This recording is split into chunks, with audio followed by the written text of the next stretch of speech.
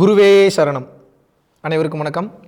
வருகின்ற நவம்பர் 13, 2022 ஒரு நாள் பரம்பொருள் யோகம் நேரடி வகுப்பு சிங்கப்பூரிலும், அதைத் தொடர்ந்து நவம்பர் 26, 2022 ஒரு நாள் பரம்பொருள் யோகம் நேரடி வகுப்பு மலேசியாவில் உள்ள பினாங்கிலையும் அனௌன்ஸ் பண்ணுறோம். ஸோ மலேசியா மற்றும் சிங்கப்பூர் அதை சுற்றியுள்ள நபர்கள் தாராளமாக உங்களது பெயர்களை முன்பதிவு செய்து கொள்ளலாம். கீழே உள்ள டெஸ்கிரிப்ஷன் உள்ள காண்டாக்ட் நம்பருக்கு காண்டாக்ட் பண்ணி உங்கள் பேரை முன்பதிவு செய்து கொள்ளலாம். ஓகே, இன்றைக்கி நம்ம எந்த டாப்பிக்கை பற்றி பார்க்க போகிறோம் அப்படின்னா, ஞான மூலிகை. ஞான மூலிகை அப்படின்னா என்ன, ஏன் ஞான மூலிகையை பற்றி இந்த இடத்துல பேசுகிறோம் அப்படின்னா, ஞானத்தை அடையிறதுக்கு பயிற்சி மூலியமாக மட்டும்தான் அடைய முடியுமாங்க, வேறு வழியே இல்லையா?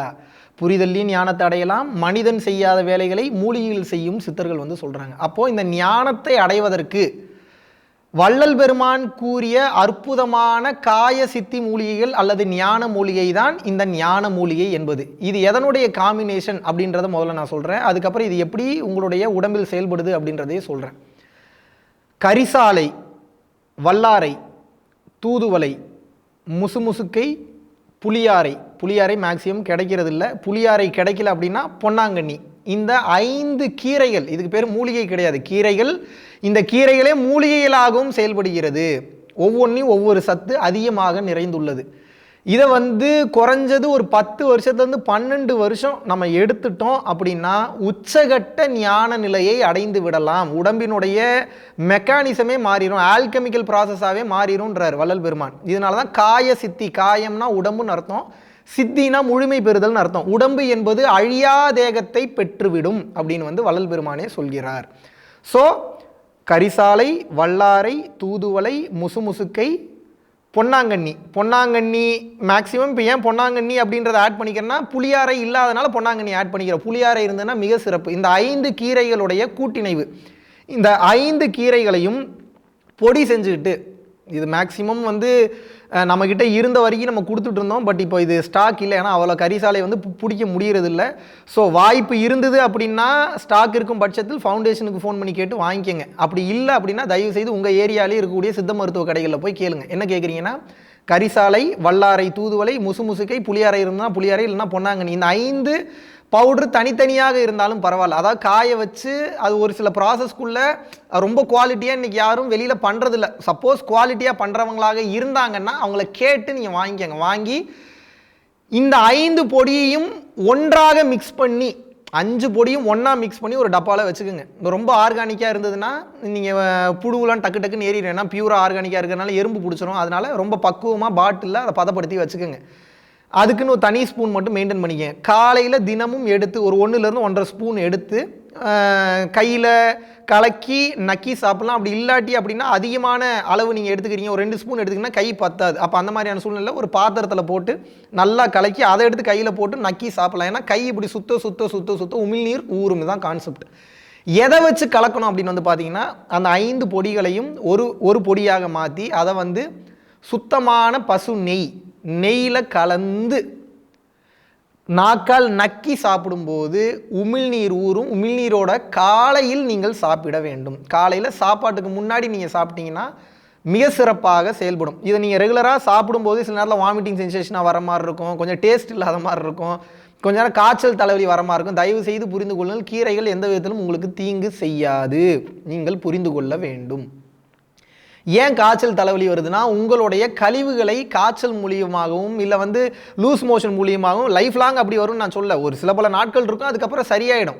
குப்பையும் உள்ளே இருக்குது, வெளியே ஏறக்கூடாது, எனக்கு கஷ்டமும் வரக்கூடாதுன்னு எப்படி அது வெளியேறும். ஸோ இந்த தன்மையில் அந்த ஞான மூலிகையை நீங்கள் சாப்பிட்டு கொண்டே வரும்போது 10லேருந்து 12 வருஷம் சாப்பிட்டீங்கன்னா, ஒரு கத்தி எடுத்து வெட்டினீங்கனாலும் உங்களுடைய அந்த சதை என்பது மீண்டும் ஒட்டிக்கொள்ளும். அதான் காய சித்தி. ஆனால் 12 வருஷம் நம்ம ரெகுலராக சாப்பிடணுமே. 12 வருஷம் உங்களால் ரெகுலராக சாப்பிட முடியலனாலும் பரவாயில்ல, முடிந்த அளவுக்கு அதிகமாக சாப்பிடும்போது இந்த தூதுவளைன்றது சளி பிரச்சனைகளை போக்குகிறது. வல்லாரைன்றதை சரஸ்வதினே சொல்கிறாங்க. சரஸ்வதினா என்ன, மூளை அப்படி செயல்படும், அவ்வளோ ஷார்ப்பாக செயல்படும். அது மட்டும் இல்லாமல் வந்து பார்த்தீங்கன்னா கரிசாலை என்பது வந்து பார்த்தீங்கன்னா மிக அதிகப்படியான உடலில் இருக்கக்கூடிய தேவையற்ற கழிவுகளை வெளியேற்றி உடம்பிற்கு அந்த ஒரு திடமான ஒரு உறுதியும் திடமான சித்தத்தையும் திடமான உடலையும் வந்து கொடுக்கக்கூடிய வல்லமை இந்த கரிசாலைக்கு உண்டு. முசுமுசுகை என்பது இந்த ஜாயிண்டில் இருக்கக்கூடிய தேவையற்ற பிரச்சனைகளை சரி பண்ணுது, வாயு மாற்றத்தை சமன்பாடு செய்கிறது. வாதம் பித்தம் கபம் அல்லது ஸ்லேத்துவம் சொல்றாங்க. வாதம் பித்தம் கபம் இது மூன்றும் சரியாயிருச்சுனாவே ஒருவன் மரணத்தை வென்று விடுகிறான். அப்போ எப்போ ஒரு மனிதன் மரணத்தை வெல்றான் அப்படின்னா கபத்தை அறுக்க வேண்டும். இந்த கபத்தை அறுக்கும்போது ஒருவன் மரணத்தை வென்று விடுகிறான். இதனால தான் வள்ளல் பெருமான் என்ன சொல்றாருன்னா கரிசாலை நெய், வெறும் கரிசாலை நெய்யை மட்டும் வாங்கி உள்நாக்கு மேலே வச்சு சுழற்ற சொல்றாரு. காலையில் பல்லு வளர்க்குறதுக்கு முன்னாடி நல்லா சுழட்டினீங்கன்னா மண்டையில் இருக்கக்கூடிய யமன் கோலைன்னு சொல்லுவாங்க, மொத்தமும் கீழே இறங்கி வந்துடும். அப்புறம் அதுக்கப்புறம் நீங்கள் அதை அப்படியே கீழே துப்பிடலாம். அந்த யமன் கோலை வந்ததுக்கப்புறம் அப்படியே கீழே துப்பிடலாம். அது நீங்கள் எவ்வளோ நாள் நீங்கள் தடவை அவ்வளோ யமன் கோலை என்பது உள்ளே இருக்குது. எவன் ஒருவன் கபத்தை அறுத்து விடுகிறானோ மரண தருவாயில் உங்களுக்கு வந்து அந்த சளியினால் அந்த கபத்தினால் தான் மரணம் என்பதை ஏற்படுகிறது. அதை கண்டுபிடிச்சு உங்களுக்கு சொல்லியிருக்கிறார் பாருங்க வள்ளல் பெருமான். அவருடைய மூலிகை தான் இந்த கரிசாலை, வல்லாரை, தூதுவளை, முசுமுசுக்கை, புளியாரை அல்லது பொன்னாங்கண்ணி. இதோட மிக்ஸை நீங்கள் ரெகுலராக சாப்பிட்டு கொண்டே வரும்போது ஞானம் சித்திக்கும், தெளிவு நிலை ஏற்படும், அற்புதமான ஆற்றல்களும் ஏற்படும். இதை கடந்த நிலையில் நீங்கள் நினைத்த காரியம் உடனே கைகூடும். ஏகப்பட்ட சித்திகளை அளிக்கக்கூடிய வல்லமை இந்த மூலிகைகளுக்கு உண்டு. சித்தினா என்ன? முழுமை பெறுதல்னு அர்த்தம். எது முழுமை பெறுது? உள்ளுக்குள்ளே இருக்கக்கூடிய செல்கள் முழுமை பெறுகிறது. செல்கள் எப்போ முழுமை பெறும்? ஒன்று பயிற்சி பண்ணால் முழுமை பெறும், அப்படி இல்லைன்னா கருணையில் இருந்தால் முழுமை பெறும், அப்படி இல்லைன்னா மூலிகையில் எடுத்துட்டா முழுமை பெறும். ஏகப்பட்ட வழிகள் இருக்குது. இதில் எந்த வழியை வேணாலும் நீங்கள் எடுத்து பயன்படுத்தி செல்லலாம். இதுவே நீங்கள் பயிற்சியும் பண்ணி கருணையாக இருந்து மூலிகையும் எடுத்திங்கன்னா அப்போ உங்கள் லெவல் எப்படி இருக்குன்னு பார்த்துங்க. வேறு லெவலில் மாறிடுவீங்க, உண்மையாகவே வேறு லெவலுக்கு போயிடுவீங்க. ஸோ தினமும் நான் வந்து பார்த்தீங்கன்னா காலையில் இந்த ஞான மூலிகையை நான் வந்து நெய்யில் கலந்து சாப்பிட்டுட்டு வரேன்.